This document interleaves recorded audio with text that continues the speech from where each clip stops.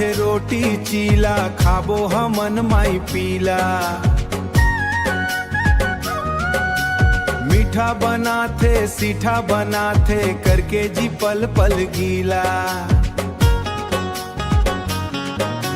56 भोग असन सुहाथे, पूछ ले कमैया किसान ला। चीला रोटी बना थे संगवारी, घोर के चौर पिसान ला। तबे बनथे चीला पल पल्ले, हो दे हो जब पिसान हर गीला। हो डूम डूडूम के डुआ में दाई, गोल गोल तावा में बना थे। चनन चुनून करके संगी,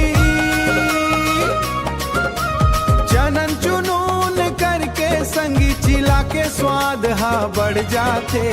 कुनकुन हारा हतले खावाते, जब तक रथे जब लाय पीला हतले खावाते।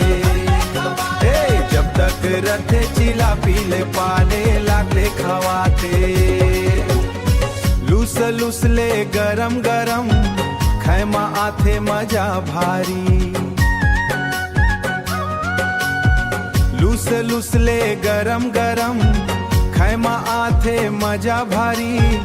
गुड़ पिसान के चीला रोटी, छत्तीसगढ़िया मन के चिन्हारी। देवता धामी माँ औका बतावे कर लीला, देवता धामी माँ भोग लगाथन। औका बतावे कर लीला, औका बतावे कर लीला। पवन यादव पहुना, गाम सुदरा जिला राजनांदगांव।